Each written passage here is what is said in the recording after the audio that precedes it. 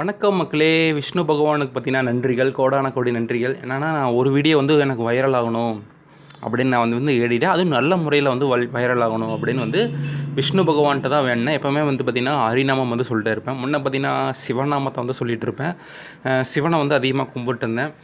எனக்கு கொஞ்ச நாளுக்கு அப்புறம் தான் புரிஞ்சது விஷ்ணு பகவானை தான் வழிபடணும் அப்படின்னு. அதுக்கப்புறம் விஷ்ணு பகவானை வந்து வழிபட்டேன். அவரும் பார்த்திங்கன்னா நிறையா ஒரு ஐடியாஸ்லாம் கொடுத்தாரு. இந்த மாதிரி வீடியோ பண்ணு அப்படின்லாம் ஐடியா கொடுத்தாரு. அதாவது மனசுக்குள்ளேயே பார்த்திங்கன்னா ஐடியா கொடுப்பார் எனக்கு. மனசுக்குள்ளேயே தெய்வங்கள் பேசுன்னு சொல்லுவாங்களே, அந்த மாதிரி மனசுக்குள்ளேயே வந்து பார்த்திங்கன்னா தெய்வங்கள் எனக்கு பேசும். அப்படி நான் வந்து விஷ்ணு பகவான்கிட்ட வந்து ஹரிநாமம் சொல்லிகிட்டு இருக்கும்போது ஒன்றே ஒன்று கேட்டேன்.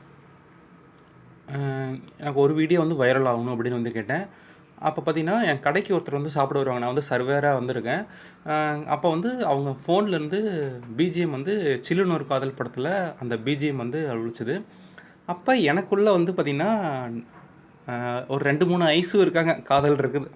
அந்த வழியெல்லாம் பார்த்திங்கனாக்கா ஒரு ஏன்னா எல்லாருமே பார்த்திங்கன்னா எல்லாமே ஒன் சைடு லவ் தான். எல்லாருமே பார்த்திங்கன்னா விட்டுட்டு போயிட்டாங்க.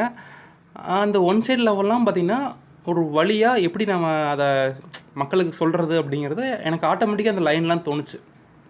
அதுக்கப்புறம் தான் அந்த பிஜிஎம் கேட்டுக்கிட்டே இருந்தேன். நிறைய லைன்ஸ் தோணுச்சு. அது எல்லாமே ஞாபகம் வச்சுருந்து அடுத்த நாள் பார்த்திங்கனாக்கா அது நான் வீடியோவாக பண்ணேன். அதுதான் பார்த்திங்கன்னா அந்த வீடியோ. அதில் வந்து ஒரு உண்மைத்தன்மை இருக்குது. அதனால தான் அந்த வீடியோ பார்த்திங்கன்னா நிறைய பேர் வந்து லைக் பண்ணியிருக்காங்க.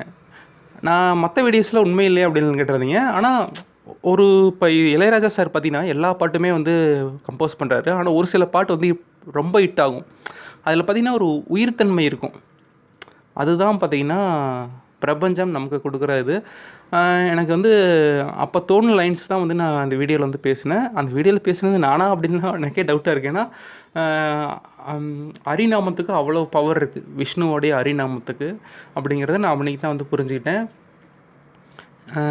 உங்களுக்கு கடவுள் என்ன கொடுக்கணும்னு இருக்குதோ அதை கண்டிப்பாக வந்து கொடுப்பாரு. அது வந்து எங்கேயும் போகாது. உனக்குன்னு எழுதப்பட்டது உனக்காக வந்து உன்னிடத்துல வந்து சேரும் அப்படிங்கிறத அந்த வீடியோ மூலிமா நான் தெரிஞ்சுக்கிட்டேன்.